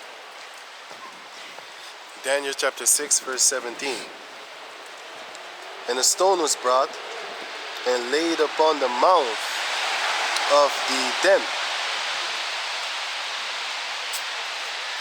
Just like how you had the stone that was in front of Yahushai's, the mouth of the den of Yahushai. Did you have something? No, yeah, also Balaam the dragon Yeah. also speaks concerning Daniel being in the lion's den. You want me to read that too? Yeah. Yes. So it says here, wait, on Daniel chapter 6, verse 17, the rest of 17. Let me read it again. It says, and a stone was brought and laid upon the mouth of the den. And the king sealed it with his own signet, and with the signet of his lords, that the purpose might not be changed concerning Daniel. Yeah. So it says, right, verse 18. Then the king went to his palace and passed the night fasting. Neither were instruments of music brought before him, and his sleep went from him. He couldn't sleep, and he didn't listen to music. Then the king arose very early in the morning and went in haste unto the den of lions. And when he came to the den, he cried with a lamentable voice unto Daniel. And the king spake and said to Daniel, O Daniel, servant of the living power, is thy power, whom thou servest continually, able to deliver thee from the lions? Going on. Then said Daniel unto the king, O king, live forever. My power had sent his angel and had shut the lion's mouth. You know? And had shut the lion's mouth, that they heard not me, that they have not hurt me. For as much as before him innocency was found in me, and also before thee, O king, have I done no hurt. Then was the king exceedingly glad for him, and commanded that they should take Daniel out of the den. So Daniel was taken up out of the den, and no manner of hurt was found upon him, because he believed in his power. And the king commanded, and they brought those men which had accused Daniel, and they cast them into the den of lions, them, their children, their wives, and the lions had the mastery of them, and break all their bones in pieces, or ever they came at the bottom of the den. So as soon as they stepped at the bottom of the den, there was feasting out there. the bones was breaking. You could probably hear the bones crackle. You know how dogs eat bones, right? You hear them cracking.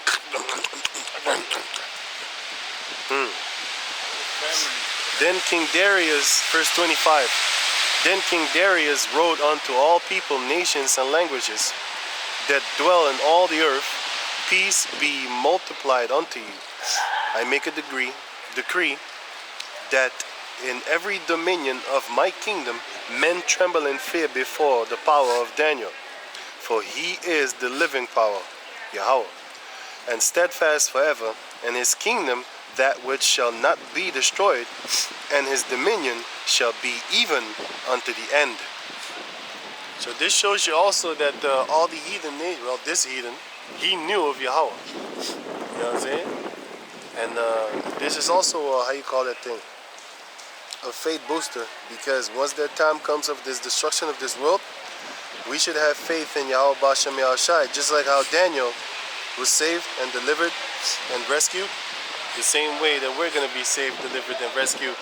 And just like Mordecai and Haman, Mordecai set up gallows in order to hang him, guillotines based, gallows, sorry, in order to hang him. That's a gallows. You hang people upon it. And what did the Lord do? After Haman made that gallows to hang Mordecai, and he wanted to kill all the Israelites, by the way. But what did the kings do? They turned that thing that he made into his own death, and they hanged him upon his own gallows. You know. And yeah, that is another deliverance, because here they wanted to set Daniel up, and they got killed with their own devices. You know. It's also with I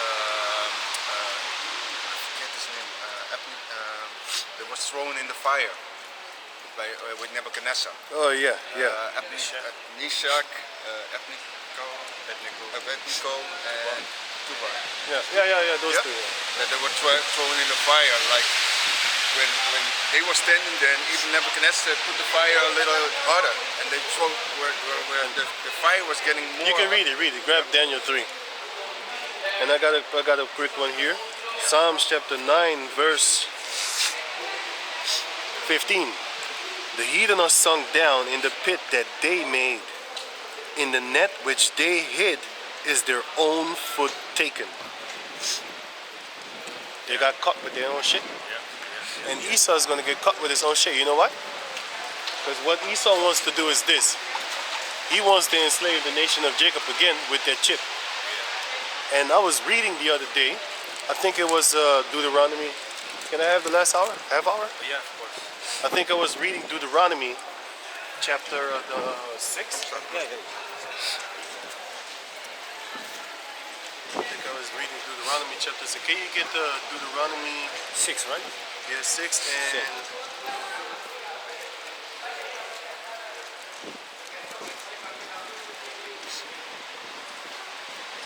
Deuteronomy 6 and...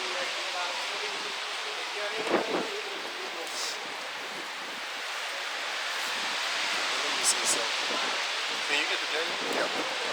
This is Daniel chapter 3 and starting at 19.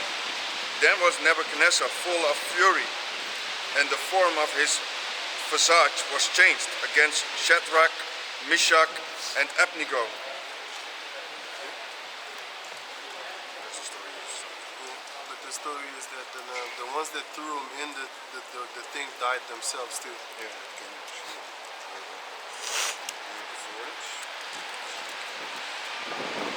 stand it down, wearing coats. Oh yeah. Right. Yeah. Okay, Deuteronomy 6 and 7.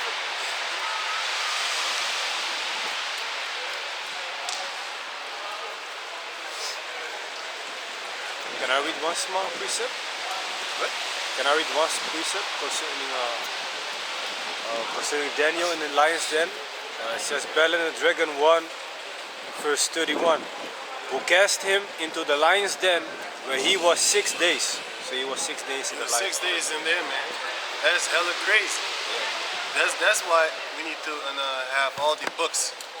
That's why we believe in all the books, man, because it's going to give you more information. That's why when you read First Esdras and then sometimes you read First Chronicles, it gives you a little bit more details and stuff like that, you know? First Chronicles 34 and stuff like that. 35, sorry. It's going to give you a little bit more details concerning First Esdras, you know? So Yahweh, that's what we do. Because I actually forgot it was 6 days, you know? Because when you read this chapter, Daniel 6, you would think it was just the next night. Yeah. And then he went to it, but it was 6 days. So these lions have not eaten for 6 days, man. You know, hey, that's why as soon as they touched the ground, the others, when they got through in, they snapped on them, man. God. You know what I'm saying? Just, hey, think about it yourself. You fast for 2 days, and then after those 2 days, actually, the longer you fast, the easier it gets. So if you fast one day, at sundown, the next day and stuff, like you're gonna be hungry. But if you fast 2 days, you're not gonna be that extremely hungry. You're gonna have to be hungry, but then you're not gonna, it's different. It's different. I don't know if you noticed, but it's different. Right. Those like, there's a scripture. There's also a scripture that says, "Who can turn away a hungry lion?" You can't turn him away. He is determined to come and kill you. It doesn't matter what type of weapon you have. It don't matter how strong you think you are. He is not going to back down from you. Because, the Most High put the spirit on the lion not to be afraid, especially when he's hungry. He's going to want to come and kill you. And he, But, you can read on?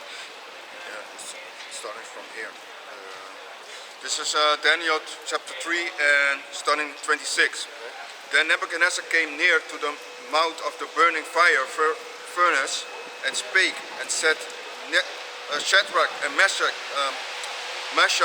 and Abednego, ye servants of the Most High, Yahweh, come forth. And you go a little bit up, it says that the men that threw them into the furnace, they died. That's only the part I want. Because we know that they got delivered. That's the same thing with Daniel. That's the same thing with Mordecai. Esau is now actually setting up the world in order to actually exterminate the children of Israel, just like Haman. But the Most High is going to turn it upon him, and he's going to be exterminated. And before he's going to get exterminated, Esau wants to put us in captivity with that chip. The Most High is going to put him in captivity without the chip. There's also a law that says that basically when you beschuldigd, hoe zeg je dat in het Engels? You accuse a man, yeah. Yeah, accuse a man of something, you gotta be judged with that same. According to the, I had that law. I had that scripture the other day. I think you read it. I had that scripture the other day. I made a video and I put that scripture in it. It was, I think, two days ago or something like that.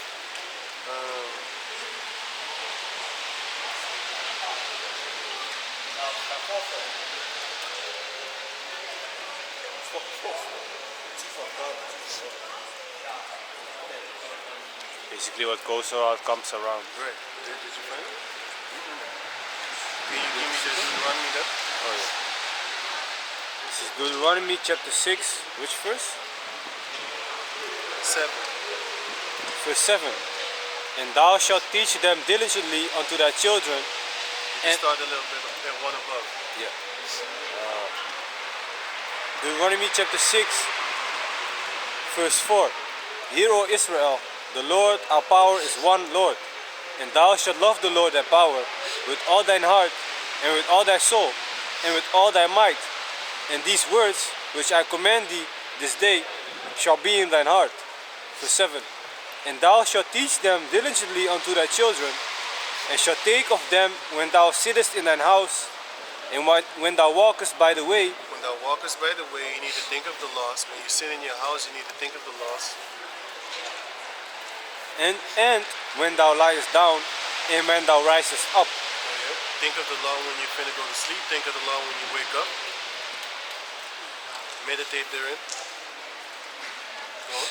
And thou shalt bind them for a sign upon thine hand. So thou shalt bind them for a sign upon their hand. That's what these Amalekites is doing, and they tie something around their hand.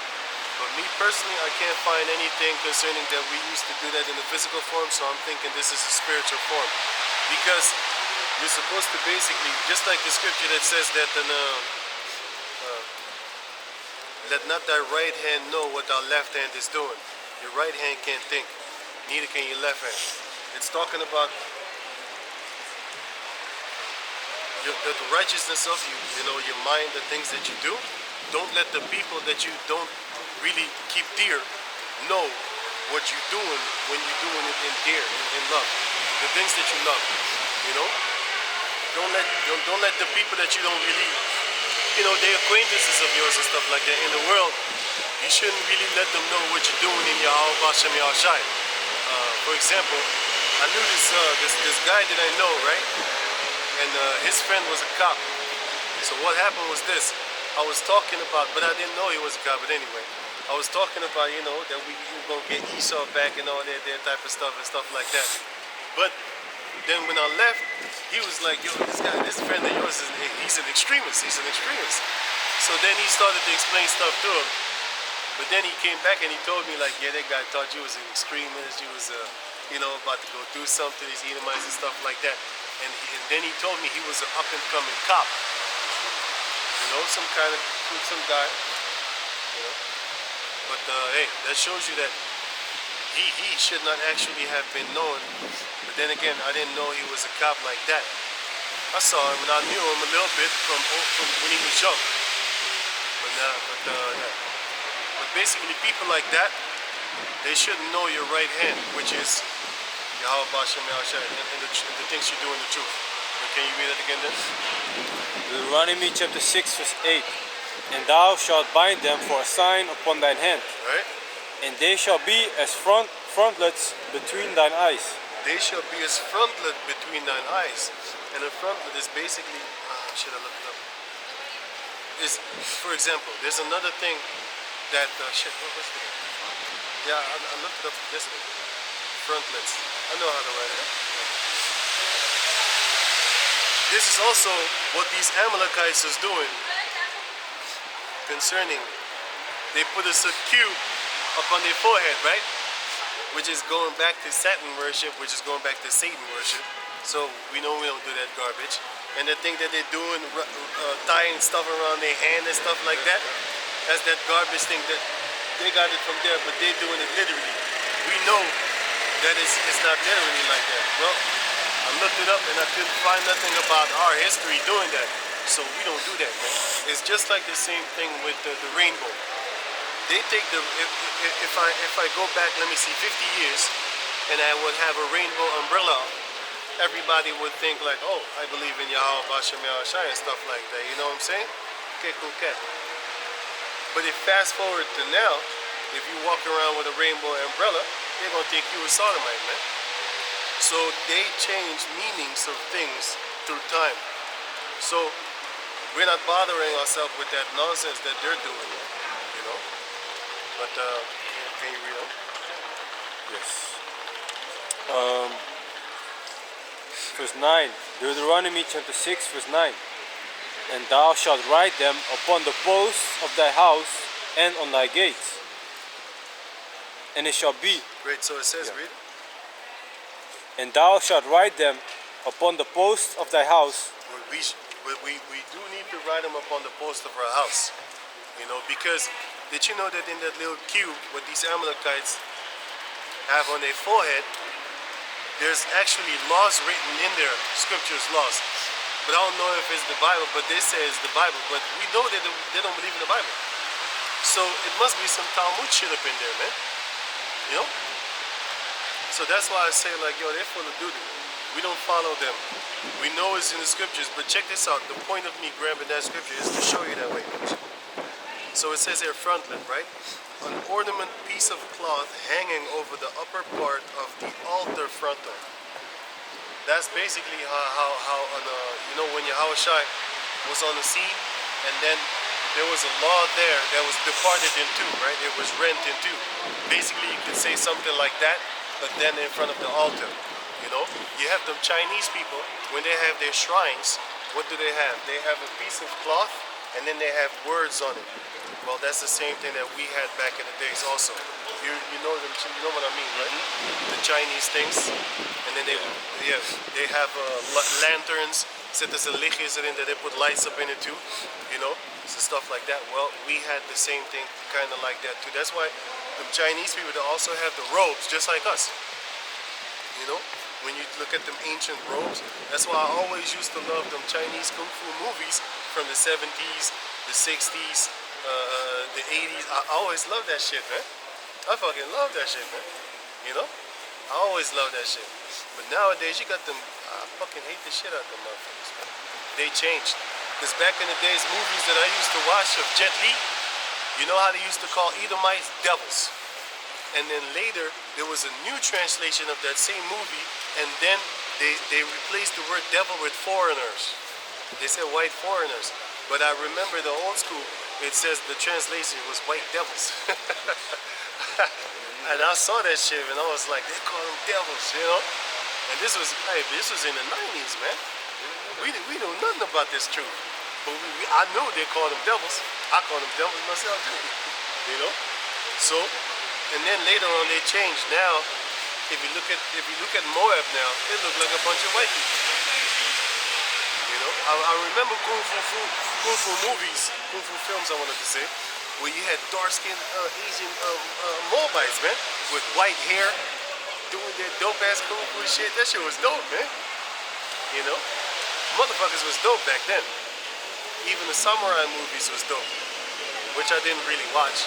I watched the kung fu more. But anyway, can you read that again? Deuteronomy. So everything that the Most High does, Esau wants to do too. Because you have here in Isaiah chapter 14 and I think 16, something like that, where it says, I will be like the Most High. I will sit upon the north mount and rule over the congregation. That's what Esau says. So read that part, Isaiah 14.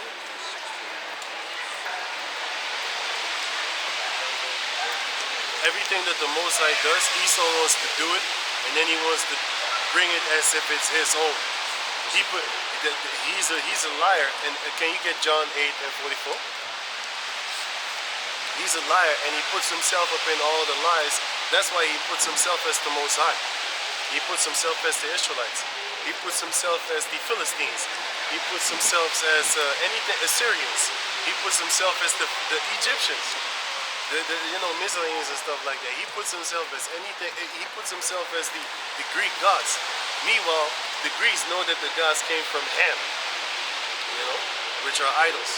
And a few of those idols were actually jakes, like Hercules, for example. He was a jake, But all of a sudden, he's now a Greek god or whatever, or demigod they called him.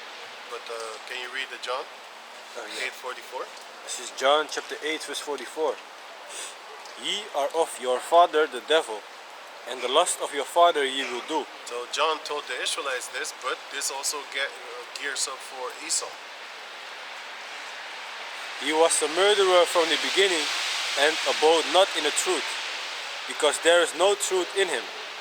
When he speaketh a lie, he speaketh of his own. He's Moses, he's Noah, he's everything. For he is a liar and the father of it. He's the liar and the father of it. So he's speaking of his own. So give me that. This is Isaiah 14 and 14. I will ascend above the highest of the clouds. I will be like the Most High. Right. Yet thou shalt be brought down to hell, to the sides of the pit. Where you belong. Okay, so now read that one, Deuteronomy. This is Deuteronomy chapter 6 verse 9. And thou shalt write them upon thy post and thou shalt write them upon the posts of thy house, right, and on thy gates. And on thy gates. And this was before we went into the land of Israel. So read on. And it shall be, when the Lord thy power shall have brought thee into the land which he sware unto thy fathers, right, to Abraham, to Isaac, this and was to Jacob. told us before we went into the land. That's what I mean. Go on. To Abraham, to Isaac, and to Jacob, to give thee great and goodly cities, which thou buildest not. And those great and goodly cities were the cities of the giants that was living in that land. Because if you go to Deuteronomy 7 and then to Deuteronomy 9, you will see that there were giants in the land, and we took everything that they have, we took it over, and then we had big things for ourselves, man. We had fruits that would basically, if it fell on your head, you could die. That's how big the fruits were. Bigger than basketballs and stuff like that. Right. But read the verse, the point is that verse 6 and 7 and 8 again. Deuteronomy chapter 6 verse 7. And thou shalt teach them diligently unto thy children, The laws. and shalt talk of them when thou sittest in thy house, Right, the laws. and when thou walkest by the way, and when thou liest down, The laws again. and when thou risest up. And thou shalt bind them for a sign upon thine hand, Right, the laws again. and they shall be as frontlets between thine eyes. Okay, the loss again. So what does Esau want? Esau wants to actually own us. That's why the Most High is going to turn everything up on him. Because the Lord said basically you have the loss upon your right hand for righteousness' sake. Just like how it says, let Satan be on his right hand. Is he literally on your right hand, or is he on your good side? He's on your good side. So we're supposed to have the loss upon the good side, and we're supposed to have the loss within here. So what is Esau trying to do? He's trying to put his loss physically, literally into your body, into your right hand, and he's physically, literally trying to put his loss or into your forehead or into your right hand. So read that. That's going to be, then you're going to be under his covenant. Because we're supposed to be under the covenant of Yahweh Bashem Yahshai with the laws in our right hand and in our foreheads, basically. But Esau, he's the evil part, so he's gonna have it his way. He wants to have it his way, and he's gonna have it his way to a lot of people upon the planet Earth. And then you're gonna be owned by him and controlled by him, and then they're gonna shut your system down at a drop of a frequency, a button pressure. They press a button and the frequency is going to mess you up. Okay? Yeah, this is Revelation 13 and 16. And he caused all, both small and great, rich and poor, free and bond, to receive a mark in their right hand or in their foreheads. That's the same thing that's in Deuteronomy chapter 6 that the Lord said that he would do with us. That he said that we should be doing. You know?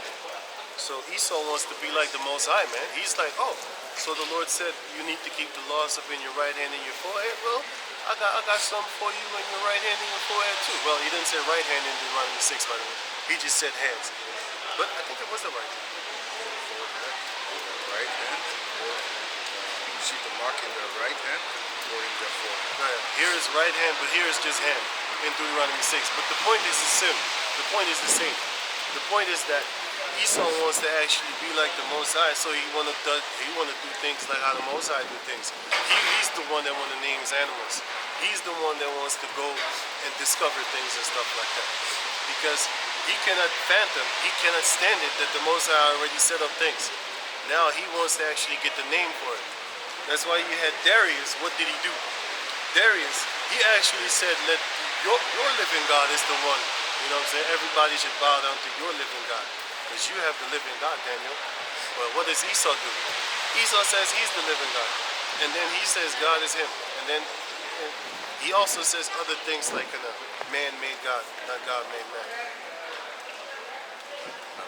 Yeah. So, they was talking about when you say they wanted to be everybody, that they've been doing this already in the past also.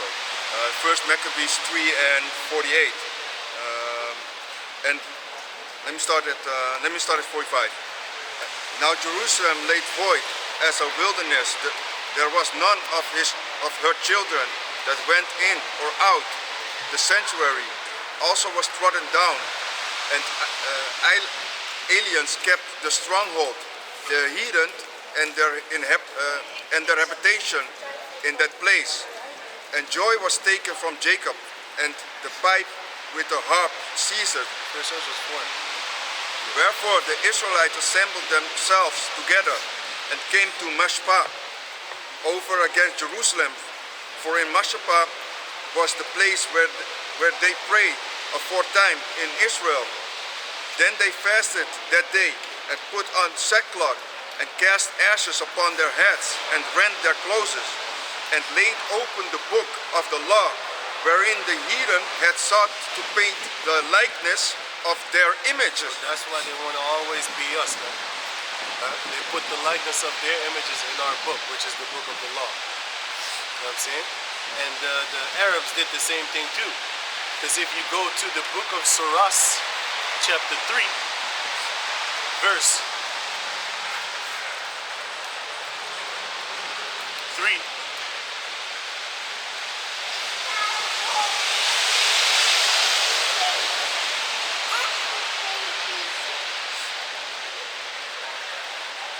Soras chapter 3, verse 3.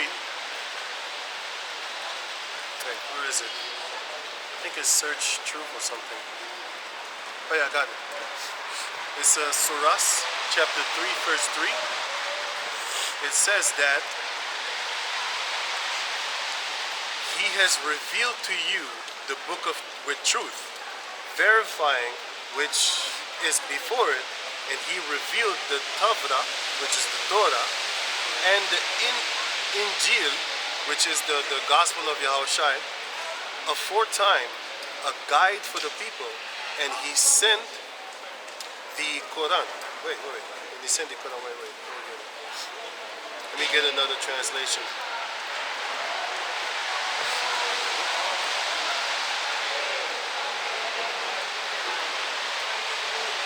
Sorry, I was reading verse 4. I think it was verse 4. No? No, it was verse 3. Wait, please.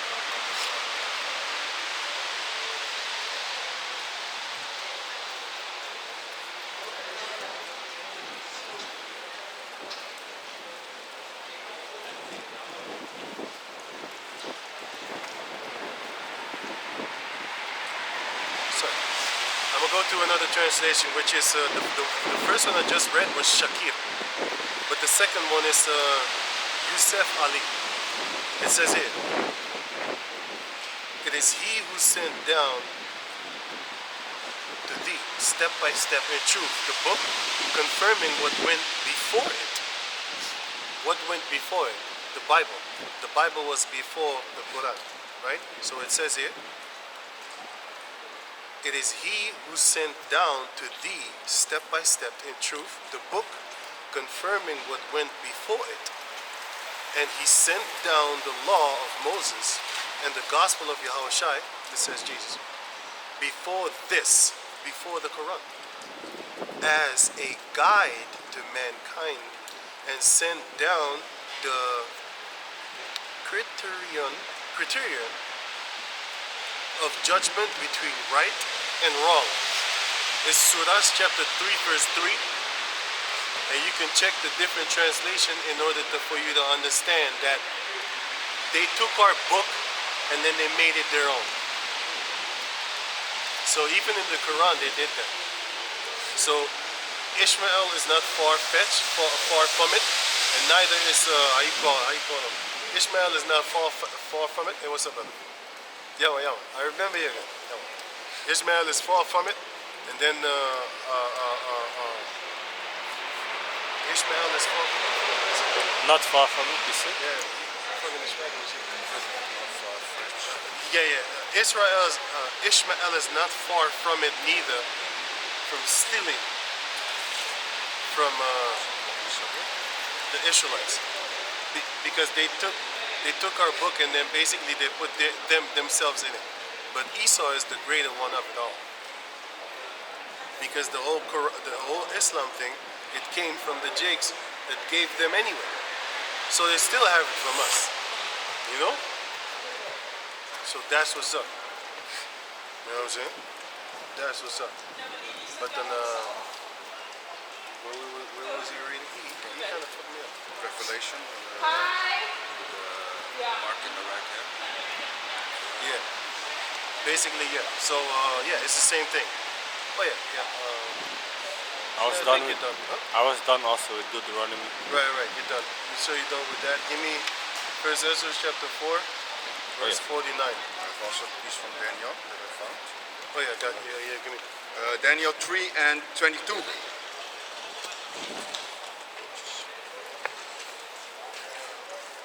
Therefore, because the king's commandment was urgent, and the furnace exceeding hot, the flame of the fire slew those men, and took up Shadrach and Meshach and Abednego.